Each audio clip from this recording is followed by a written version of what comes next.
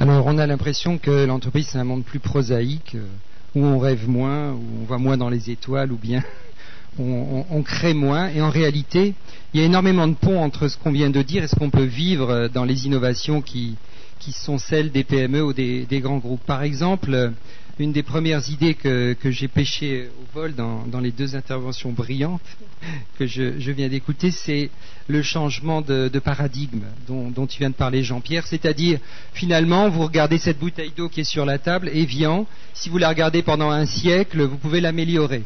Vous pouvez changer son contenant, vous pouvez passer du verre au PET, donc une forme plastique. Vous pouvez changer sa taille, au lieu que ce soit un 100 centilitres. Vous pouvez passer à 50 centilitres, vous pouvez passer à 33 centilitres. Et puis, un jour, quelqu'un oublie de regarder la bouteille et il va regarder autre chose.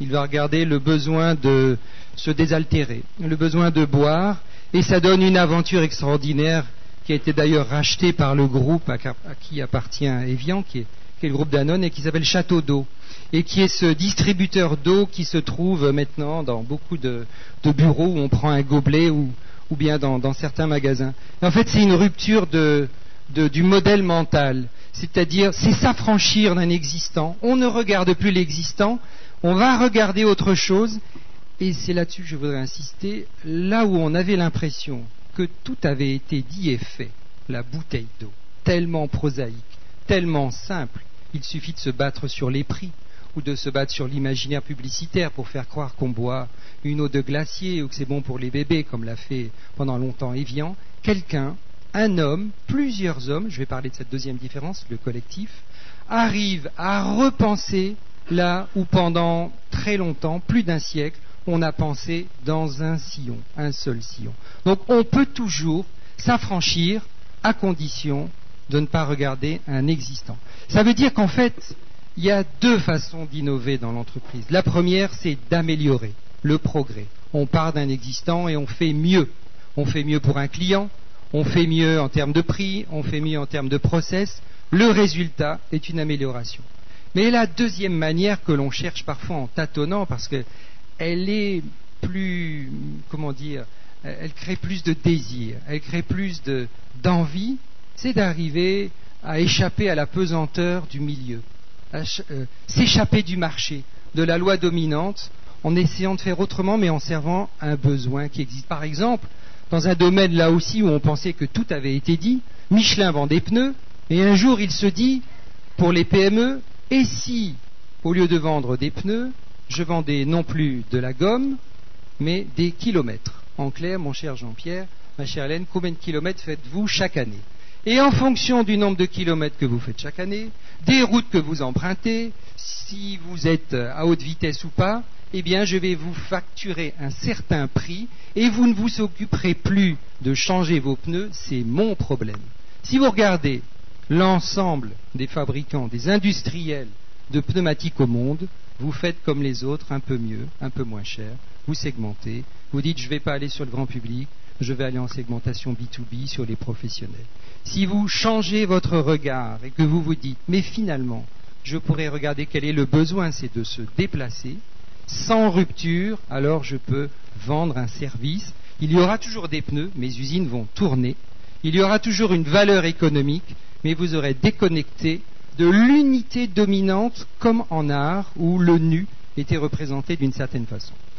Le deuxième point que je voudrais tirer, et là je crois qu'il y a une différence entre ce que j'ai entendu, même si je pense qu'on va tomber très vite d'accord, c'est qu'une entreprise, ça gère un collectif.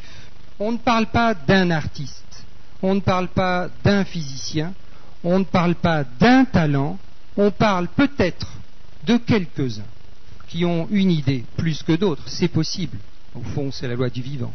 On parle surtout d'un collectif qui va s'approprier, parce que j'ai vu énormément d'innovations ne pas aller jusqu'au bout. Ce qui m'intéresse dans les généalogies qu'on peut tracer dans les produits qui ne marchent pas, par exemple en agroalimentaire, à peu près 90%, le chiffre est énorme, des produits qui sortent chaque année ne sont pas reconduits l'année suivante. Donc ça fait un taux de chute considérable. Quand on l'analyse dans le détail, la plupart du temps, c'est moins la résistance du client qu'un manque de conviction interne, une adhésion, comme on dit. C'est-à-dire, on ne fait pas corps avec la nouvelle offre, le nouveau produit, le nouveau service. Alors que je pense qu'on est rue Galilée, c'est peut-être pas par hasard, Galilée faisait corps avec son idée, au point d'ailleurs de mettre sa vie en danger. Et le dernier pont que je voudrais tirer, il y en a d'autres bien sûr, mais c'est dans les deux cas, on est face, et dans le cas de l'entreprise aussi, à une aventure. Moi, je ne parle pas de hasard sur l'innovation. On en parlera peut-être tout à l'heure. Je ne parle pas je n'utilise pas ce terme. J'utilise plutôt l'inattendu, l'imprévu, ou plus exactement l'imprévisible. On ne prévoit pas. On n'est pas dans un univers prédictible, comme dans les deux cas qu'on vient d'entendre par métaphore.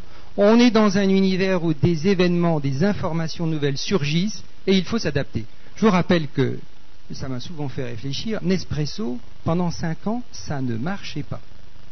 Le Nespresso qui est devenu une référence de toute la presse, de tous les cas d'école, sur l'histoire d'un café qui est vendu, vous le savez, 9 fois plus cher à la tasse que le café que vous buvez par ailleurs, qui a réussi à déconnecter le client de l'idée du prix du kilo. Personne ne se pose la question du prix du kilo. Pendant 5 ans, ça ne marchait pas. Pourquoi ? Parce que la cible, c'était le CHR, café, hôtel, restaurant. Or, cette cible-là a été résistante. Elle voulait faire le café et non pas une machine qui faisait le café à sa place. Le talent de Nestlé, puisque c'est Nestlé le groupe, quel est-il ?